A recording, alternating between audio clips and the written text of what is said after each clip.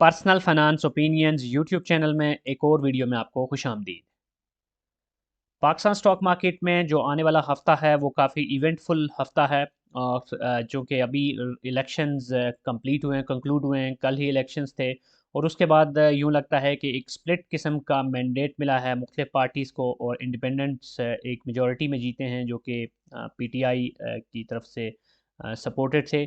तो अब ऐसी सिचुएशन में बज़ाहिर अभी तक कोई क्लैरिटी नहीं है कि किस तरह की गवर्नमेंट बनेगी, कौन गवर्नमेंट बनाएगा, उसके अंदर क्या उसकी कंपोजिशन होगी और जैसे मैंने एक वीडियो में पहले भी कहा था कि पॉलिटिकल स्टेबिलिटी बहुत ज़रूरी है स्टॉक मार्केट के लिए भी कि स्टॉक मार्केट तभी फले फूलेगी कि अगर मुल्क में स्टेबिलिटी आएगी। Economic stability is directly link to political stability. लेकिन उन सारी चीज़ों के बीच में अब आने वाले हफ्ते में 10 से ज़्यादा ऐसी कंपनीज़ हैं जिनकी बोर्ड मीटिंग्स भी अनाउंस्ड हैं, ऑलरेडी प्लान्ड हैं।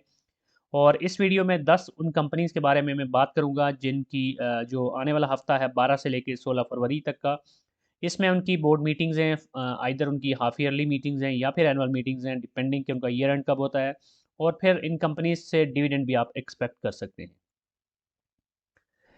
वीडियो में आगे बढ़ने से पहले एक चीज़ मैं वाज़ेह कर दूँ कि ये जो कंपनीज़ मैं डिस्कस कर रहा हूँ ये सिर्फ एक्सपेक्टेशन की बेस पे है, क्योंकि ज़रूरी नहीं है कि किसी कंपनी के बारे में अगर हम एक्सपेक्ट करते हैं कि वो डिविडेंड देगी तो वो ज़रूरी डिविडेंड देगी भी। और ये भी पॉसिबिलिटी होती है कि किसी कंपनी से आप किसी पीरियड में डिविडेंड एक्सपेक्ट ना कर रहे हो लेकिन वो ऑल ऑफ अ सडन एक डिविडेंड दे भी दे, क्योंकि ये सोलली कंपनीज़ के ऊपर होता है और उनकी अपनी चॉइस होती है कि वो कब डिविडेंड देना चाहती हैं और कब अपनी जो अर्निंग्स है उसको रिटेन करके अपने ही बिज़नेस को ग्रो करने के लिए उसको यूटिलाइज़ करना चाहती हैं। अब जिन चीज़ों को हम देखेंगे उसमें इनमें से हर कंपनी के बारे में मैं आपको बताऊँगा कि उसकी बोर्ड मीटिंग कब है और उसकी टाइप क्या है, आया ये हाफ ईयरली मीटिंग है या एनुअल मीटिंग है। साथ-साथ इंटरिम अगर कोई पे out already for this financial year उसने दिया है तो उसके हवाले से भी डिटेल शेयर की जाएँगी। और लास्ट क्वार्टर तक के जो रिज़ल्ट्स हैं उसमें उसकी ईपीएस कितनी बनती है वो भी आपके साथ शेयर की जाएगी और फिर पिछले साल का जो उसका एनुअल ईपीएस था वो कितना था, वो भी आपके साथ डिस्कस किया जाएगा। और फिर पिछले साल उसने पे out in terms of cash dividend या बोनस शेयर्स कितना दिया और साथ-साथ डिविडेंड यील्ड उसकी ट्रेलिंग 12 मंथ्स की कितनी बनती है और अभी उसकी करंट प्राइस क्या है। ये वो सारी चीज़ें हैं जो कि इन कंपनीज़ के हवाले से आपके साथ शेयर की जाएँगी। अब इस लिस्ट में जो पहली कंपनी है वो है डॉल डेस्कॉन ऑक्सीजन लिमिटेड, जिसकी 13 फरवरी को बोर्ड मीटिंग होने जा रही है हाफ ईयरली रिजल्ट्स के लिए, क्योंकि इसका जो ईयर एंड होता है वो जून में होता है और अभी जो इसकी बोर्ड मीटिंग होगी वो होगी for the financial period ending 31 दिसंबर 2023। और अगर हम इसके पे आउट की बात करें तो जो पहला क्वार्टरली रिजल्ट था सितंबर 30 के पीरियड के लिए, उसके साथ इसने कोई इंटरिम डिविडेंड नहीं दिया था। जबकि इसकी जो अर्निंग्स थी पहले क्वार्टर की वो थी ₹1.14 अनकंसोलिडेटेड, जबकि पिछले साल की जो एनुअल इसकी ईपीएस थी वो अगर हम देखें तो वो थी ₹8। तो अब सेकंड क्वार्टर के बाद चांसेस हैं कि ये कोई डिविडेंड दे सकती है, अगर तो इसके सेकंड क्वार्टर का रिजल्ट भी अच्छा होता है, अच्छी अर्निंग्स होती हैं, क्योंकि टिपिकली ये हाफ ईयरली या ईयरली रिजल्ट के साथ ही आप एक्सपेक्ट कर सकते हैं कि इस कंपनी से कोई डिविडेंड मिल सकता है। और अगर हम पिछले साल का देखें तो पिछले साल इसने ₹8 कमा के ₹4 का डिविडेंड दिया था, 50% की पे आउट रेशियो थी इसकी। और अगर हम इसकी डिविडेंड यील्ड कैलकुलेट करें ट्रेलिंग 12 मंथ्स की तो वो बनती है 17.05, जो कि एक बेहतर डिविडेंड यील्ड कहलाएगी। और अगर हम शेयर की करंट प्राइस की बात करें तो वो है ₹24.64। अब इसके बाद जो दूसरी कंपनी है इस लिस्ट में वो बैंकिंग सेक्टर में से अलाइड बैंक लिमिटेड, जिसकी बोर्ड मीटिंग 13 फरवरी को स्केड्यूल्ड है और ये इसके एनुअल रिजल्ट्स के हवाले से बोर्ड मीटिंग है, क्योंकि दीगर जो बैंकिंग सेक्टर की कंपनीज हैं उन्हीं की तरह एबीएल का भी जो ईयर एंड होता है वो दिसंबर में होता है। तो अभी 31 दिसंबर 2023 का जो पीरियड है उसके हवाले से ये बोर्ड मीटिंग इसकी स्केड्यूल्ड है। अगर हम पे-आउट्स की बात करें तो इंटरिम पे-आउट जो 3 क्वार्टर्स के रिजल्ट्स इसने अनाउंस किए उनके साथ ऑलरेडी ₹8 का दे चुकी है। और अगर हम सितंबर 30 तक यानी पहले 3 क्वार्टर्स जो इस फाइनेंशियल ईयर 2023 के हैं, उसके लिए अनकंसोलिडेटेड इसकी अर्निंग्स को देखें तो इसकी जो ईपीएस बनती है वो है 25.03, जो कि पिछले साल की एनुअल ईपीएस 18.51 से ऑलरेडी सिग्निफिकेंटली ज़्यादा है। और वैसे भी मैंने ऑलरेडी कुछ दीगर जो बैंक्स जिनके रिजल्ट्स अनाउंस हुए हैं उनके हवाले से भी वीडियोस ऑलरेडी इस चैनल के ऊपर पब्लिश किए हैं, तो वहाँ पर भी आपने देखा होगा और वहाँ मैंने डिस्कस भी किया था कि इस साल फाइनेंशियल ईयर यानी कि 2023 का जो फाइनेंशियल ईयर है इसमें बैंकिंग सेक्टर की तकरीबन जितनी भी कंपनीज़ हैं, उनकी जो अर्निंग्स हैं वो सब्सटेंशियली इंक्रीज़ हुई हैं, इम्प्रूव हुई हैं। तो वही पैटर्न आपको यहाँ पर भी नज़र आ रहा है, क्योंकि 3 ही क्वार्टर्स में इसकी अर्निंग अगर पिछले साल की टोटल अर्निंग से सिग्निफिकेंटली ऊपर जा चुकी है, तब चौथे क्वार्टर की अर्निंग के बाद वी कैन एक्सपेक्ट कि पिछले साल की जो अर्निंग है उसके टोटल के डबल तक ना भी पहुँचे, तो उसके काफ़ी करीब-करीब ज़रूर होगी होपफुली। अब अगर पिछले साल की इसके ईयरली पे आउट की बात करें तो इसने ₹8.5 का डिविडेंड दिया था, और इस साल मैंने जैसे आपको बताया कि इंटरिम पे आउट ₹8 दे चुकी है, जो कि पिछले साल के टोटल पे आउट के काफ़ी करीब है। लेकिन इस साल अर्निंग्स चूँकि पिछले साल के मुकाबले में ज़्यादा हैं, तो we can expect something more out of it with the financial results जो इसके एनुअल आने वाले हैं। अगर इसकी डिविडेंड यील्ड की बात करें ट्रेलिंग 12 मंथ की, तो वो बनती है 15%, जो कि एक अच्छी डिविडेंड यील्ड है। और अब फाइनल रिजल्ट्स के साथ जब इसने एक और अगर अच्छा डिविडेंड दे दिया, तो इसकी जो डिविडेंड यील्ड है वो भी मज़ीद बेहतर हो जाएगी। इस वक्त इस कंपनी के शेयर की जो प्राइस है वो है 89.92। अब जो तीसरी कंपनी है इस लिस्ट में वो है पावर सेक्टर में से हबको, जिसकी बोर्ड मीटिंग 14 फरवरी को है, और ये इसके हाफ ईयरली रिजल्ट्स के हवाले से मीटिंग है, क्योंकि इसका जो ईयर एंड होता है वो जून में होता है। इसने जो पहले क्वार्टर का रिजल्ट अनाउंस किया था सितंबर 30 को, जो क्वार्टर क्लोज हुआ था उसके लिए, उसके साथ इसने ₹5 का डिविडेंड दिया था, और जबकि इसकी जो ईपीएस थी अनकंसोलिडेटेड वो थी ₹3.12। अब पिछले साल की अगर हम एनुअल ईपीएस की बात करें तो वो थी ₹23.85, और इसने जो पे आउट कुल मिला के दिया था वो था ₹30 का। तो अनकंसोलिडेटेड अर्निंग से इसकी जो पे आउट है वो ज़्यादा होता है, लेकिन इसमें इंपॉर्टेंट चीज़ ये है कि बहुत सारी पावर सेक्टर की कंपनीज़ ऐसी होती हैं जो कि उनका जो करंट पर्टिकुलर पीरियड का अर्निंग है, ज़रूरी नहीं कि उनकी जो पे आउट है वो उसको रिफ्लेक्ट कर रही हो। अक्सर उनकी पे आउट उनसे ज़्यादा होती है, क्योंकि इन कंपनीज़ को जो इनके अरियर्स होते हैं, जो जो इनके रिसीवेबल्स होते हैं, जब भी वो मिलते हैं, तो उसकी बेसिस पे भी अमूमन ये अच्छे डिविडेंड्स दे देती होती है। तो अगर इस कंपनी की डिविडेंड यील्ड की बात करें तो हबको की डिविडेंड यील्ड बहुत ही शानदार है 22.08, और इसकी जो करंट प्राइस है वो ₹115.78। तो हबको उन अच्छी कंपनीज़ में से एक कंपनी है जो कि पावर सेक्टर में से अच्छे डिविडेंड के हवाले से, अच्छे पोटेंशियल के हवाले से जानी जाती हैं। और इस कंपनी के शेयर की प्राइस की अगर बात करें तो वो भी पिछले कुछ अरसे में सिग्निफिकेंटली इंक्रीज़ हुई है। तो वो लोग जिन्होंने अच्छे वक्तों में या बेहतर प्राइस के ऊपर इसमें जंप इन किया था, तो उनको डिविडेंड भी अच्छा मिल रहा होगा और मिला होगा, और साथ-साथ इसमें पोटेंशियल जो प्राइस की एप्रिसिएशन है, कैपिटल गेन है, वो भी उन्होंने अच्छा एन्जॉय कर लिया होगा। अब इसके बाद जो अगली कंपनी है इस लिस्ट में वो है ईफर्ट, जो कि फर्टिलाइज़र सेक्टर की एक जानी-पहचानी और एक पॉपुलर कंपनी है, और लॉन्ग टर्म इन्वेस्टर्स जो हैं, ब्लू चिप्स में जो इन्वेस्ट करते हैं, उनकी अगर बात की जाए तो उनके लिए ये एक हमेशा से अट्रैक्टिव ऑप्शन रहता है। 15 फरवरी को इसकी बोर्ड मीटिंग और एनुअल रिजल्ट्स इसके अनाउंस होंगे फॉर द पीरियड एंडिंग 31 दिसंबर 2023। और अगर पे आउट्स की बात करें तो 3 क्वार्टर्स के रिजल्ट्स के साथ ऑलरेडी ये ₹12.5 दे चुकी है, जबकि ईपीएस इसकी 3 क्वार्टर्स की अनकंसोलिडेटेड अगर बात करें तो वो बनी है ₹11.27। अब पिछले साल की अगर एनुअली अनकंसोलिडेटेड ईपीएस की बात करें तो वो थी ₹11.54। तो बज़ाहिर ये लगता है कि इस साल पिछले साल के मुकाबले में इसकी जो अर्निंग है वो इम्प्रूव होगी चौथे क्वार्टर के रिजल्ट के आने के बाद। अब पिछले साल का अगर पे आउट देखें तो ₹13.5 का इसने पे आउट टोटल दिया था, तो इस साल अब तक जो इसने पे आउट दिया है वो ₹12.5 है। तो अब फाइनल रिज़ल्ट के साथ एक और बेहतर डिविडेंड अगर आता है तो ये पिछले साल के रिकॉर्ड को ब्रेक कर जाएगी। डिविडेंड यील्ड की बात करें तो इसकी जो ट्रेलिंग 12 मंथ की डिविडेंड यील्ड है वो 23.05% है, जो कि अब तक जो मैंने कंपनीज़ डिस्कस की हैं इस वीडियो में उसमें सबसे बेहतर है। करंट प्राइस इस कंपनी के शेयर की ₹124.81 है। इसके बाद जो अगली कंपनी है वो बैंकिंग सेक्टर में से शरिया कंप्लाइंट इंडेक्स का हिस्सा एक इस्लामिक बैंक मीज़ान बैंक लिमिटेड, जिसकी बोर्ड मीटिंग 15 फरवरी को स्केड्यूल्ड है, और ये इसके एनुअल रिजल्ट्स के हवाले से मीटिंग है, क्योंकि इसका भी दीगर बैंक्स की तरह जो ईयर एंड होता है वो दिसंबर में होता है।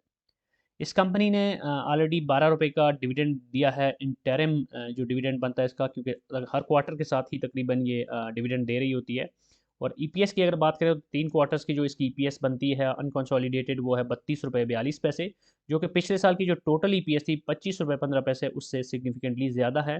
तो एबीएल का भी हमने यही पैटर्न देखा था कि पिछले साल की टोटल ईपीएस के मुकाबले में 3 ही क्वार्टर्स में जो ईपीएस है वो अच्छी खासी बढ़ चुकी है। तो अब चौथे क्वार्टर के रिजल्ट के साथ वी कैन एक्सपेक्ट कि इसकी जो अर्निंग्स हैं वो पिछले साल के मुकाबले में बहुत ज़्यादा इम्प्रूव्ड नज़र आएंगी आपको।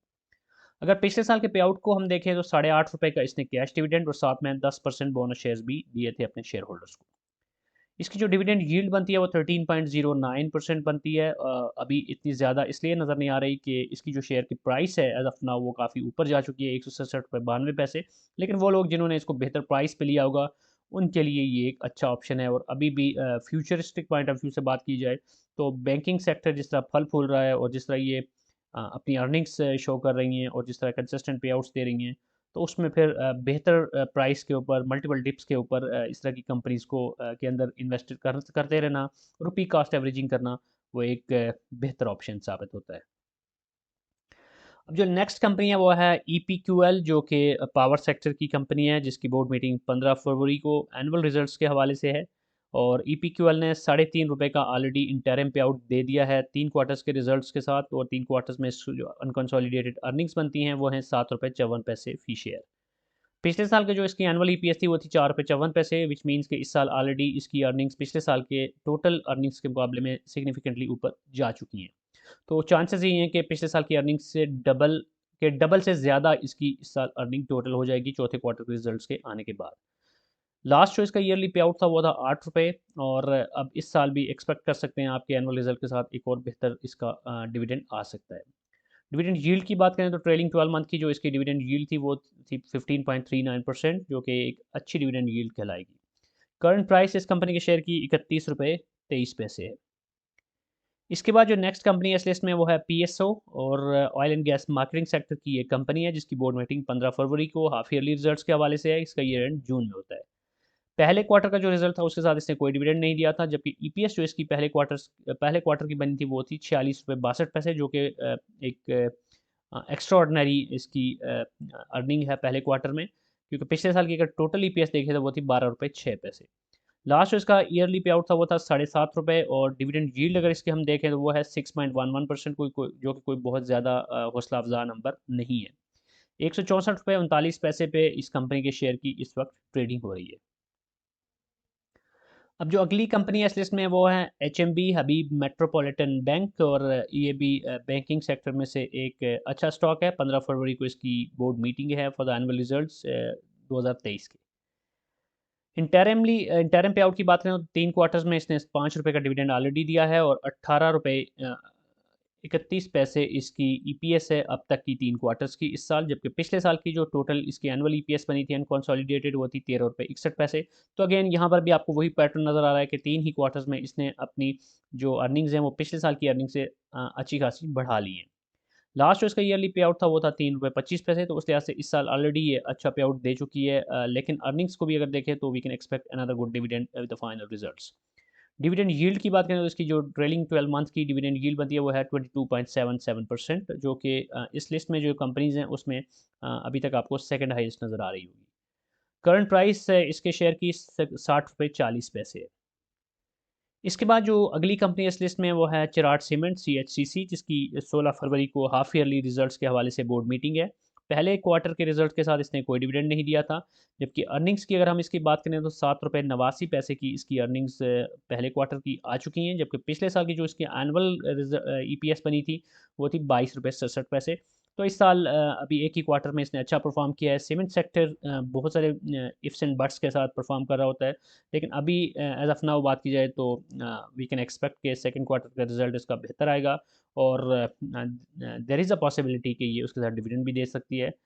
ज़रूरी नहीं, क्योंकि बाद मेजॉरिटी कंपनीज ऐसी भी हैं सीमेंट सेक्टर में जो कि साल में एक दफ़ा डिविडेंड दे रही होती हैं, लेकिन स्टिल इसकी अर्निंग्स को देखते हुए जो पहले क्वार्टर की थी और सेकंड क्वार्टर में भी अच्छी अर्निंग होती है तो you can anticipate a dividend. Last yearly पे आउट की बात करें तो वो ₹4.5 का था, जबकि डिविडेंड यील्ड इसकी बनती है ट्रेलिंग 12 मंथ की 3.48%, जो कि कोई अच्छी डिविडेंड यील्ड नहीं कहलाएगी। लेकिन अगर अभी एक और अच्छा डिविडेंड दे देती है तो फिर इसकी डिविडेंड यील्ड की कैलकुलेशन दोबारा आप करेंगे तो वो भी बेहतर आपको नज़र आएगी। करंट प्राइस इस कंपनी के शेयर की ₹155.46 है। इसके बाद इस लिस्ट के अंदर जो आखिरी कंपनी है वो है चिराट पैकेजिंग, जो कि अपनी बोर्ड मीटिंग करने जा रही है 15 फरवरी को हाफ ईयरली रिजल्ट्स के हवाले से। पहले जो क्वार्टर का रिजल्ट था उसमें इसने ₹2.81 की अर्निंग्स की थी, लेकिन कोई डिविडेंड नहीं दिया था। लेकिन पिछले साल को अगर हम देखें तो पिछले साल इसकी जो अर्निंग्स थी वो काफ़ी अच्छी रही थी, ₹18.50। तो उस लिहाज से पहले क्वार्टर की जो इसकी अर्निंग्स है वो अप टू द मार्क नहीं है, लेकिन दूसरे क्वार्टर में वी कैन एक्सपेक्ट कि इसकी अर्निंग्स में इंप्रूवमेंट आएगी। अब लास्ट जो इसका ईयरली पे आउट था उसमें इसने ₹3 का कैश डिविडेंड और 5% बोनस शेयर्स भी दिए थे। डिविडेंड यील्ड की अगर इसकी बात करें तो इसकी भी डिविडेंड यील्ड कोई ज़्यादा हौसला अफजा नहीं है, 3.37%, जबकि करंट प्राइस इस कंपनी के शेयर की ₹111.90 है। तो ये थी वो 10 कंपनीज़ जिनकी बोर्ड मीटिंग आने वाले हफ्ते में है और जिनसे आप एक अच्छी एक्सपेक्टेशन लगा सकते हैं बेस्ड ऑन द डेटा जो कि मैंने आपके साथ शेयर किया है। अगेन आई वुड से कि ज़रूरी नहीं कि सारी कंपनीज़ डिविडेंड दें और ये भी ज़रूरी नहीं कि सिर्फ यही कंपनीज़ डिविडेंड दें, और कंपनीज़ भी दे सकती हैं। And at the and I would say कि अगर आपको इस वीडियो में जो इन्फॉर्मेशन शेयर की गई है पसंद आई है तो चैनल को सब्सक्राइब करना, वीडियो को लाइक करना, बेल आइकन को प्रेस करना मत भूलिएगा। और इस चैनल के हवाले से ऑलरेडी हमने एक फ्री व्हाट्सएप ग्रुप भी बनाया है, अगर आप वो ज्वाइन करना चाहते हैं तो उसका लिंक भी आपको डिस्क्रिप्शन में मिल जाएगा। Thank you very much.